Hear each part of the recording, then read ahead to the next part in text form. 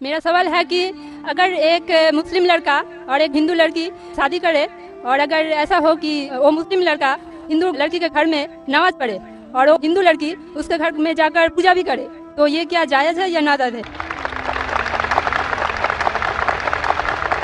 बहन का अच्छा सवाल है कि अगर एक मुसलमान लड़का हिंदू लड़की से शादी करता है तो क्या वो मुसलमान लड़का हिंदू के घर में जाके नमाज पढ़ सकता है, और क्या वो लड़की मुसलमान के घर में पूजा कर सकती है? नहीं।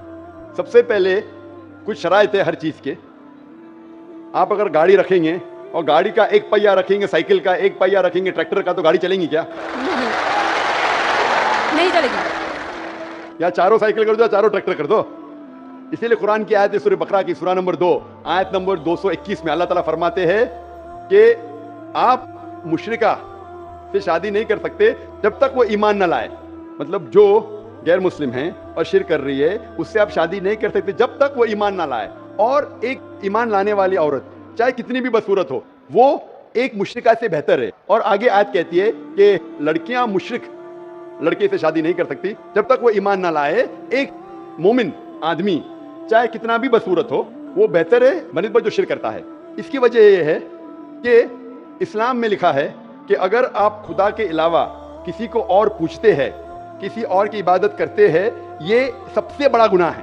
और अल्लाह ताला फरमाते हैं सूरह निसा में सूरा नंबर 4 आयत नंबर 48 में और सूरा निसा सूरा नंबर 4 आयत नंबर 116 में कि अल्लाह सुब्हानहू व तआला अगर चाहे तो कोई भी गुनाह को माफ कर सकता है लेकिन शिरक को कभी नहीं माफ करेगा। अगर एक इंसान मुशरिक जैसा मर गया तो अल्लाह ताला कभी भी उसे माफ नहीं कर सकता, क्योंकि मुशरिक वो शख्स है जो शिरक करता है। इसीलिए शादी के लिए शर्त है कि दोनों का ईमान हो। तो इसीलिए इस्लाम में इजाजत नहीं है कि एक मुस्लिम लड़का या लड़की कोई मुशरिक लड़का या लड़की से शादी करे, तो इजाजत नहीं है। जहां तक के सवाल है कि एक आम मुसलमान हिंदू घर में नमाज पढ़ सकता है, अगर उसके सामने कोई मूर्ति नहीं है तो नमाज कहां भी पढ़ सकता है अगर जगह साफ है। हमारे रसूल मोहम्मद सल्लल्लाहु अलैहि वसल्लम फरमाते कि सारी दुनिया सारी धरती मोमिन के लिए मस्जिद है, यानी सारी दुनिया आप कहां भी नमाज पढ़ सकते, देखना चाहिए कि साफ है, आप नमाज पढ़ सकते हैं।